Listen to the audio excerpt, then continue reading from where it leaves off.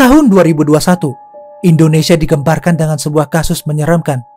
Kasus tersebut terjadi kepada seorang wanita berparas cantik yang berprofesi sebagai kupu-kupu malam.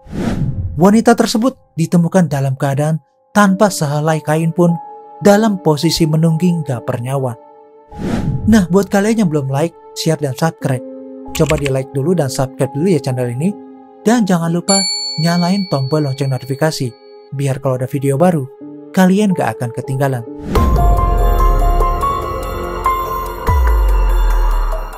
Diketahui, perempuan yang menjadi korban kegilaan itu bernama Dwi Lestari yang berasal dari Subang, Jawa Barat, berusia sekitar 21 tahun. Kejadian itu berawal ketika teman dari Dwi Lestari merasa curiga kepada satu pelanggan yang saat itu berada satu kamar dengan temannya.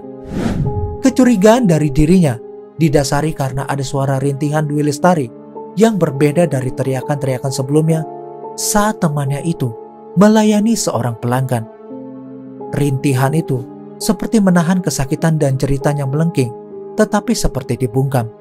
Teman dari Dwi Lestari itu juga beberapa kali mendengar gelagat dari si pria yang kerasa krusuk di kamar dari temannya itu.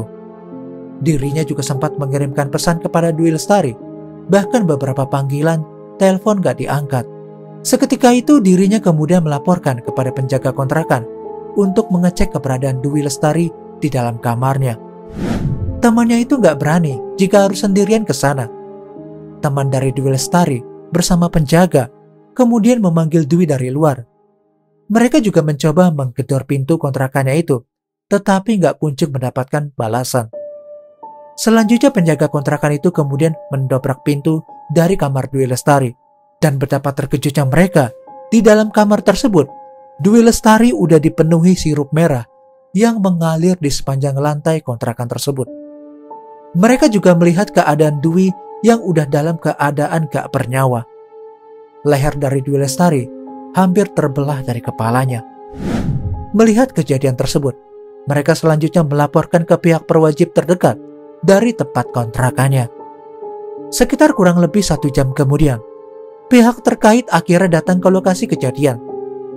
Mereka kemudian mengamankan tempat itu dan membawa tubuhnya untuk dilakukan penyelidikan lebih lanjut. Menurut keterangan keluarga dari Dwi Lestari, mereka nggak mengetahui bahwa anaknya bekerja sebagai kupu-kupu malam. Saat itu anaknya berpamitan kepada mereka untuk pergi bekerja di suatu daerah di Denpasar, Bali. Mereka juga sangat terkejut saat mengetahui anaknya udah dalam keadaan yang menyeramkan. Terlebih kejadian tersebut terjadi sebab dari akibat pekerjaan anaknya itu. Pihak kepolisian kemudian melakukan penyelidikan lebih lanjut. Kontrakan yang ditempati oleh Dwi Lestari juga akhirnya ditutup. Para penghuni dihimbau untuk pergi sementara dari kontrakan tersebut. Diketahui bahwa kontrakan itu sengaja digunakan ke arah hal-hal yang negatif, dan hampir separuh penghuninya adalah seorang kupu-kupu malam. Setelah melakukan penyelidikan lebih mendalam, pihak terkait akhirnya menemukan sisi terang atas kejadian itu. Dari sebuah rekaman CCTV di dalam kontrakan yang berlantai 2, terdapat satu orang yang diduga adalah pelaku yang sedang menaiki tangga, memakai baju merah, dan mengenakan sebuah helm ojek online. Pihak kepolisian kemudian melakukan pengejaran terhadap terduga pelaku. Sekitar 1 bulan kemudian, kasus yang terjadi pada Dwi Lestari akhirnya berada pada puncaknya. Seorang pria yang udah beristri ditangkap di sebuah daerah yang jauh dari tempat kejadian. Pria itu ditangkap di sebuah tempat persembunyiannya di daerah Jawa Tengah, tepat di rumah istri pelaku itu sendiri. Pelaku selanjutnya dibawa oleh pihak berwajib ke kantor kepolisian di daerah Denpasar. Di sana pelaku kemudian diinterogasi atas kasus kegilaan dirinya kepada seorang perempuan yang berstatus seorang janda. Pelaku awalnya bertele-tele dan gak langsung ke titik pertanyaan dari pihak kepolisian. Pelaku mengakui bahwa dirinya hilaf dan gak sengaja udah melakukan penghabisan nyawa terhadap sang korban. Pelaku merasa bahwa korban saat itu gak menepati janjinya saat bertransaksi di sebuah aplikasi micet soal berhubungan badan dengan beberapa gaya. Namun keterangan dari pelaku nggak langsung dipercaya oleh pihak kepolisian. Mereka selanjutnya menekan pelaku untuk berterus terang atas motif yang sebenarnya terjadi. Terlebih pada kasus itu ada bekas sajam yang terlihat di beberapa tubuh korban. Pihak berwajib akhirnya menanyakan perihal sajam itu kepada pelaku karena korban gak mungkin memiliki sajam di dalam kamarnya. Setelah melakukan serangkaian interogasi yang lebih mendalam, pihak berwajib akhirnya menemukan motif sementara dari kasus tersebut. Dari keterangan pria yang udah beristri itu, dirinya mengakui bahwa udah menghabisi Dwi Lestari karena didasari ingin mengambil beberapa barang kepemilikannya. Barang-barang dari korban tersebut udah dirinya jual saat pelariannya dari tempat kejadian. Uang hasil penjualan itu kemudian diberikan kepada istri dan anaknya, dan sebagiannya lagi dipergunakan untuk berfoya-foya dengan wanita lain. Pelaku itu bernama Wahyu Setiawan, berusia 24 tahun dan berprofesi sebagai ojek online di daerah Denpasar, Bali. Menurut keterangan dari pelaku, saat itu dia memesan seorang kupu-kupu malam. Wahyu berkomunikasi pertama kali dengan Dwi Lestari di sebuah aplikasi micet.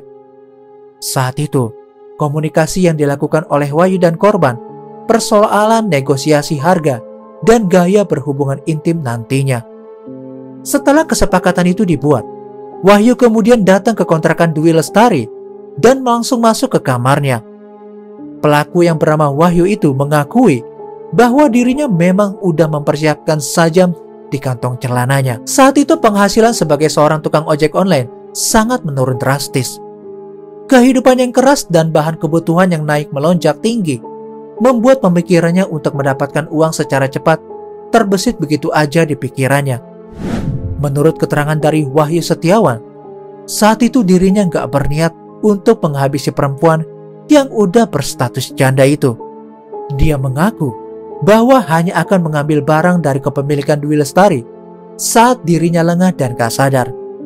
Saat itu, Dwi Lestari menjalani pekerjaannya sebagai kupu-kupu malam. Dwi melayani Wahyu Setiawan sebagaimana kesepakatan yang udah terjadi di aplikasi itu. Dirinya kemudian membuka baju dan mulai bergoyang di atas ranjang. Saat itu, Dwi Lestari gak menyadari bahwa ada sebuah niat yang jahat kepada dirinya dari lelaki yang menjadi pelanggannya. Seketika itu mereka kemudian melakukan hubungan terlarang dengan gaya yang menungging. Wahyu Setiawan berusaha untuk gak terbuai akan kenikmatan itu. Mata dari Wahyu Setiawan melirik ke sana kemari dan mengamati barang-barang yang ada di kamar perempuan yang sedang dia tunggangi. Setelah melihat beberapa barang yang bernilai cukup tinggi, entah pikiran apa yang berada dalam benak Wahyu Setiawan. Dia kemudian mengambil sajam yang sebelumnya udah dipersiapkan. Wahyu Setiawan seketika memegang leher dari perempuan itu dan gak lama kemudian mulai merobek leher Dwi Lestari. Dwi Lestari kemudian berusaha berteriak dengan keras. Saat itu Dwi mencoba untuk melakukan perlawanan. Namun karena benda sajam tersebut seketika membuat lehernya terbelah begitu aja. Rasa sakit yang amat menyakitkan tersebut membuatnya harus kehilangan nyawanya di tangan seorang lelaki yang baru dikenal. Melihat Dwi Lestari udah gak berdaya, Wahyu kemudian membiarkan perempuan itu tergolek dengan posisi menungging. Sirup merah mengucur deras di lantai kontrakan itu. Wahyu Setiawan dengan cepat bergegas memakai baju dan mengambil beberapa barang milik Dwi Lestari.